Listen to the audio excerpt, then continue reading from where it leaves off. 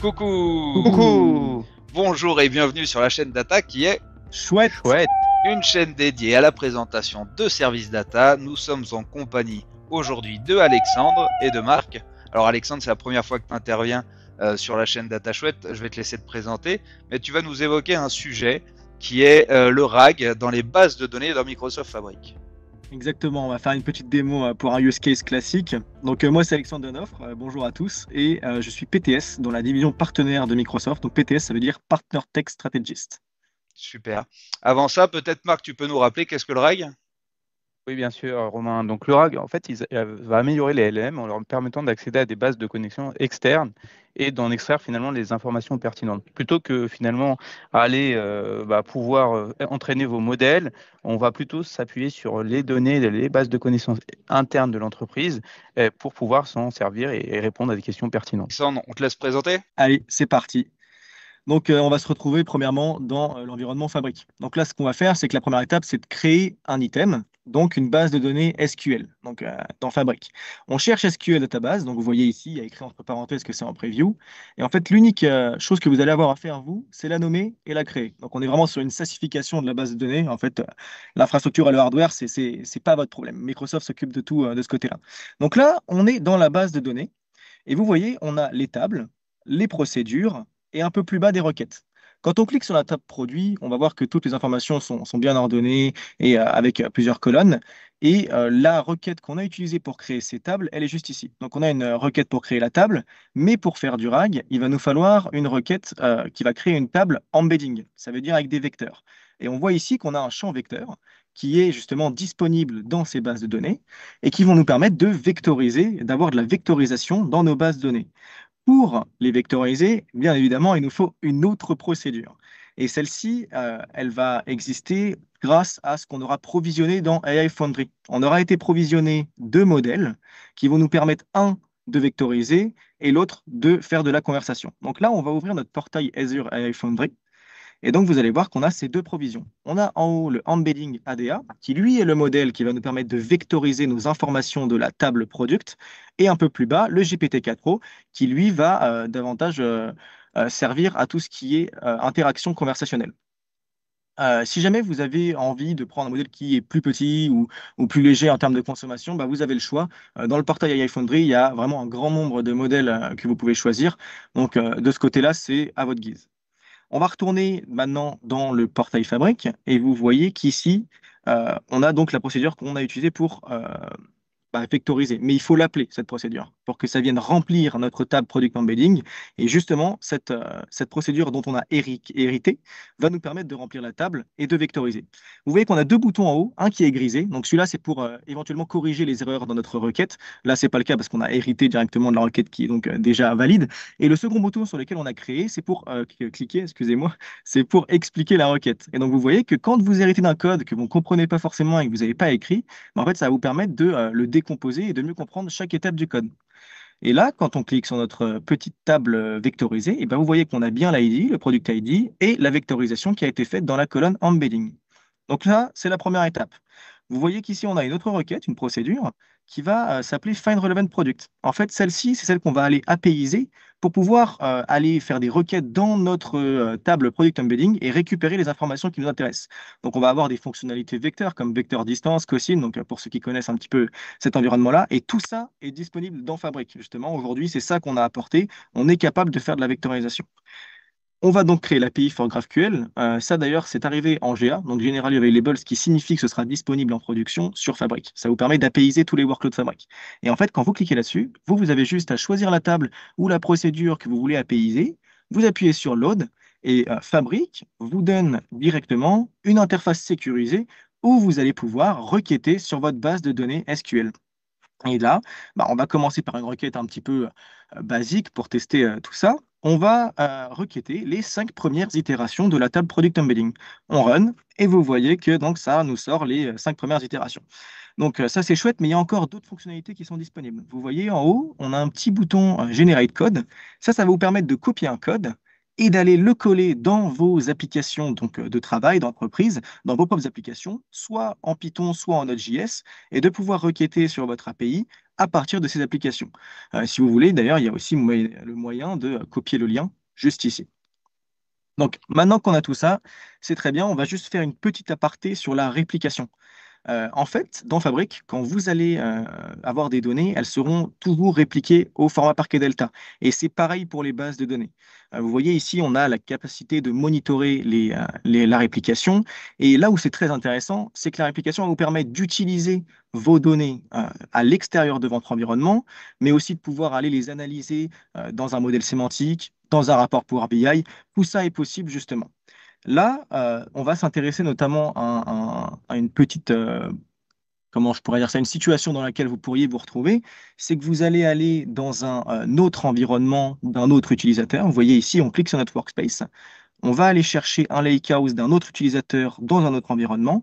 Et si cet utilisateur il a envie d'accéder à votre base de données SQL, comment est-ce qu'il pourra le faire? Parce qu'aujourd'hui, c'est très compliqué de partager une base de données SQL. Et bien ici, vous allez faire un shortcut. Vous allez pointer le OneLake, comme ceci. Ici, vous allez chercher votre workspace, donc le RAG with Fabric, celui où est la base de données SQL. Vous cliquez sur la base de données, vous appuyez sur Next et vous allez sélectionner les tables ou la table qui vous intéresse. En l'occurrence, nous, on va aller sélectionner Product, juste ici. Et en appuyant sur Next, on aura dans ce nouvel environnement d'un nouvel utilisateur accès à la table qu'on avait créée dans la base de données SQL de l'autre côté. On voit Donc, bien que que ce la soit base pour de un... données a été intégrée comme tous les autres workloads finalement avec les C'est ça. shortcuts, avec les graphes API, c'est assez intéressant. Ouais. Exactement. En fait, c'est comme comme les lakehouse, c'est comme les warehouse, on aura toujours cette notion de réplication en Parquet Delta et le tout sans avoir même dupliqué une seule fois la donnée. Et c'est ça qui est fort. Et vous voyez ici, on va cliquer notamment sur Product. Donc vous verrez on retrouve en fait toutes les informations qu'on avait sur la base de données SQL. Et quand on clique sur ces trois petits points et qu'on regarde les fichiers, eh ben, on voit bien qu'on a notre fichier Parquet et nos delta Le logs fichier avec Delta. l'ensemble des transactions. Tu disais quoi, Marc? Non, vraiment, vous avez la même architecture que ce que vous faites de manière native sur tous les workloads avec ces fichiers Exactement. Delta et les fameuses logs associées. Ah, voilà, et justement, on a pensé à tous les DBA et les développeurs SQL, donc, qui utilisent beaucoup Management Studio, SQL Server Management Studio. Et vous voyez qu'ici, vous retrouvez vos bases de données, vous retrouvez justement les bases de données Fabric, et vous avez accès à vos tables. Ici, on retrouve la table Product, on retrouve la table Product Embedding, mais ce n'est pas tout. Parce qu'en fait, sur cette interface, vous allez aussi avoir accès au Query Store, qui va vous permettre éventuellement de voir les ressources consommées, les requêtes qui ont consommé le plus de ressources. Donc, on est venu en fait intégrer tout ce qui existait au niveau d'Azure SQL au niveau des bases de données Fabric. On est capable de faire la même chose. Ici, vous voyez, on peut visualiser en fait au cours du temps la consommation des différentes ressources en fonction de l'ID de la requête, etc. On a vraiment toutes ces fonctionnalités qui sont intégrées. On va faire un peu de code maintenant, pas beaucoup, on vous rassure, mais quand même un petit peu. En fait, là, la première étape, ça va être d'aller au niveau du repo. D'ailleurs, on aura un repo qui sera disponible si jamais vous avez envie de tester cette démo. Donc, ce sera possible. On voit qu'on a deux entrées, l'entrée Chainlight, donc l'applicatif de conversation comme j'ai notifié au début, et la base de données où sont contenues toutes nos informations. On va setup l'environnement Python. On va activer Python donc, dans notre environnement à nous. Et vous voyez qu'en fait, on va aller sur VS Code pour parler du prompt, pour regarder le prompt. En fait, le prompt, c'est un message qu'on aura adressé à notre assistant pour que lui, il puisse savoir quel est son rôle. Quel est son rôle dans la conversation avec l'utilisateur. Et là, vous voyez, on lui dit, tu es un assistant qui va venir aider l'utilisateur à avoir des recommandations sur les produits en te basant sur la liste de produits, etc. Et on lui précise bien, par contre, que si on lui pose une question qui n'est pas liée à son domaine de réponse, ce qu'on lui a autorisé à répondre, il répond un message comme quoi il ne peut pas aider. Donc ça, c'est fait. On a défini le rôle de l'assistant. On n'a plus qu'à enregistrer, fermer et lancer notre application de conversation. Donc là, on va lancer Chainlight. C'est un outil qui est open source, donc c'est vraiment accessible par tout le monde. C'était une volonté d'utiliser celui-là. Et pour montrer qu'il n'y a pas que les grandes entreprises qui peuvent créer ce genre de petits use cases, c'est faisable par n'importe qui. Et donc là, dans l'interface Chainlight, on va commencer par une question basique. Qui es-tu? On a envie de connaître son rôle, on ne sait pas pourquoi est-ce qu'il a été créé, ce petit outil. Et bien là, il va nous dire, je suis un assistant qui est là pour t'aider et faire des recommandations sur des produits. Bon, c'est chouette. À quelle catégorie tu as accès?